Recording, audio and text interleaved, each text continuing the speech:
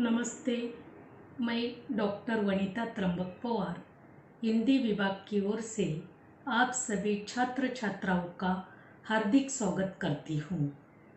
तृतीय वर्ष साहित्य डीएससी इसके अंतर्गत विशेष विधा यात्रा साहित्य इकाई क्रमांक 1 में आप लोगों ने यात्रा साहित्य विधा का अर्थ तथा उसकी परिभाषा इसकी जानकारी प्राप्त की और आज इकाई क्रमांक 1 के अंतर्गत यात्रा साहित्य विधा के तत्व इसकी जानकारी मैं पेश करती हूँ।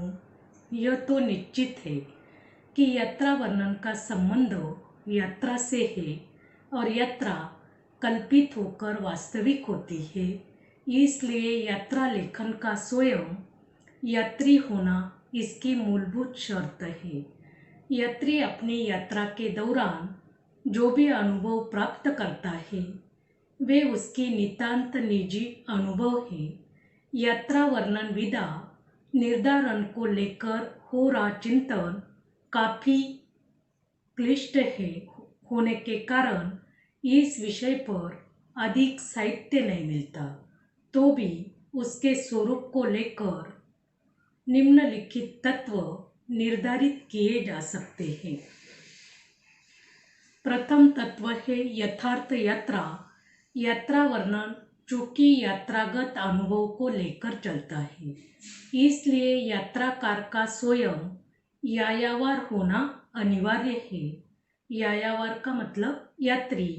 कोई व्यक्ति यदि चाहे कि वह किसी दूसरे यात्री की यात्रा के वृत्तांत और अनुभवों को सुनकर उन्हें यात्रा वर्णन के रूप में निबद्ध कर दे तो वह ऐसा कर तो सकता है, परंतु यात्रा वर्णन के रूप में उसकी रचना विश्वसनीय नहीं होगी, क्योंकि उसमें जोड़, कल्पना आदि का प्रयोग किया जाता है।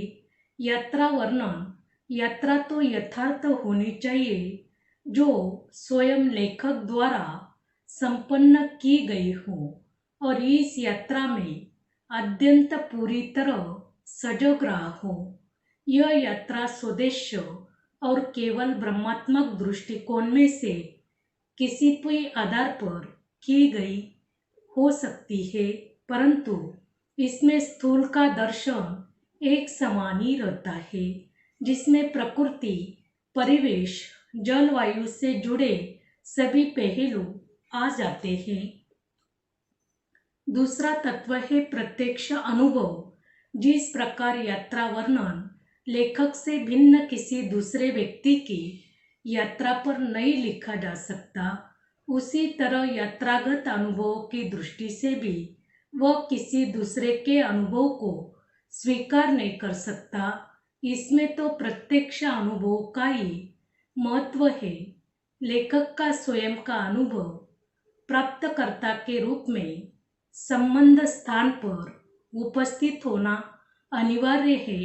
यह अनुभव परिवेशात्मक, सांस्कृतिक और घटनात्मक प्रकारों का हो सकता है।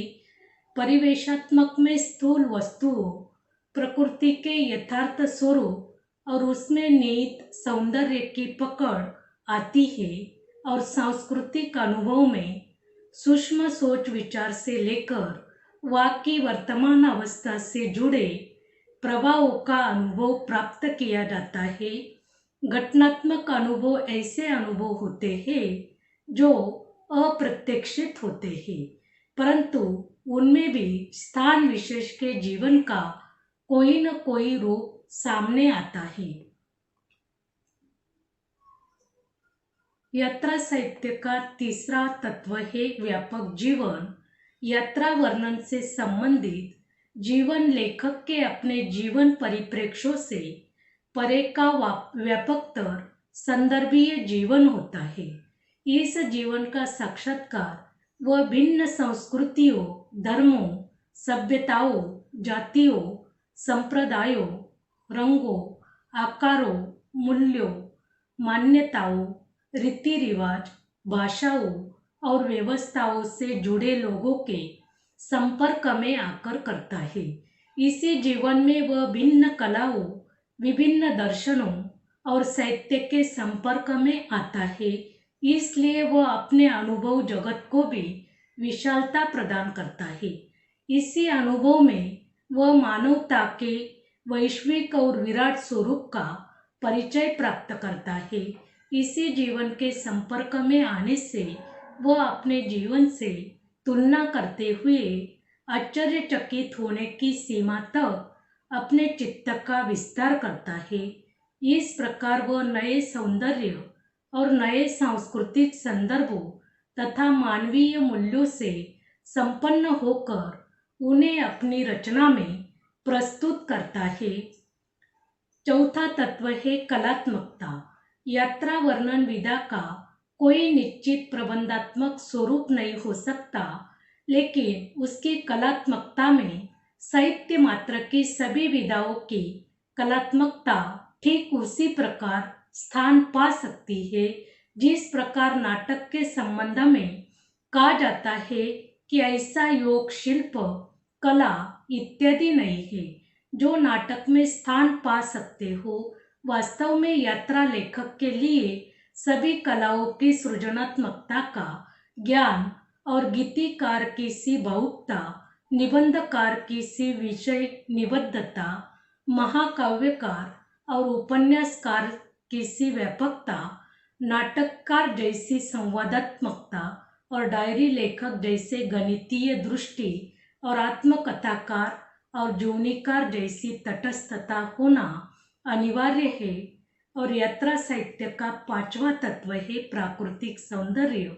यात्रा का अर्थ अपने स्थान से हटकर किसी दूसरे स्थान तक पहुंचना है। इस समय में प्रकृति की विविध रंग, गंध भरी मन भावुकता स्थितियों से लेखक का साक्षात्कार होता है।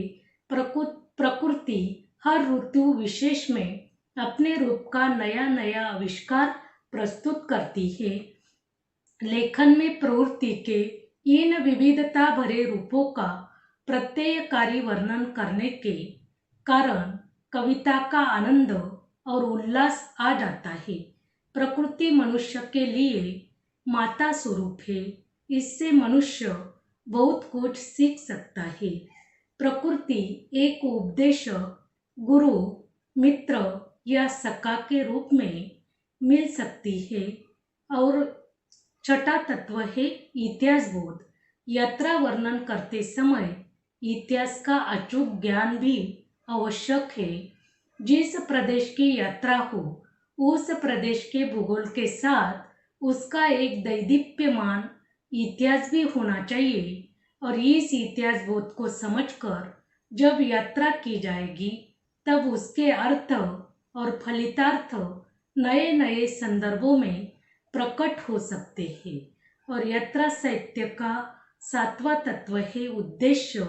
कोई यात्रा कदापि निरर्थक या निरुद्देश्य नहीं होती है। शिक्षा, अनुभव पाने के लिए यात्रा की परम आवश्यकता होती है। ज्ञान प्राप्ति के साधनों में बुजुर्गों ने यात्रा को महत्वपूर्ण साधन माना है। कभी कोई निश्चित उद्देश्य सामने रखकर यात्रा की जाती है। कोई यात्रा औद्योगिक स्थानों की जानकारी प्राप्त करने हेतु की जाती है, तो कभी इतिहास ज्ञान बढ़ाने के लिए, तो कभी ज्ञान प्राप्ति हेतु की जाती है, तो कभी केवल मनोरंजनार्थ भी की जाती है। इस प्रकार यात्रा साहित्य के अलग अलग तत्वों की जानकारी प्राप्त की। आगे हम यात्रा साहित्य विधा के अलग अलग जो प्रकार है, इसकी जानकारी प्राप्त करेंगे। यात्रा के विषयों एवं स्वरूपों के आधार पर यात्रा साहित्य के निम्नलिखित प्रकार माने जा सकते हैं।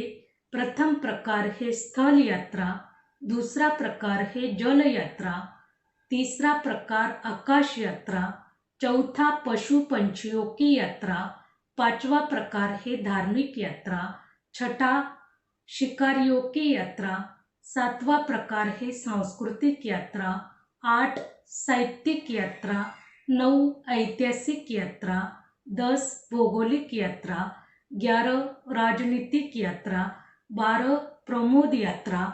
इस तरह यात्रा साहित्य के कुल 12 प्रकार हैं।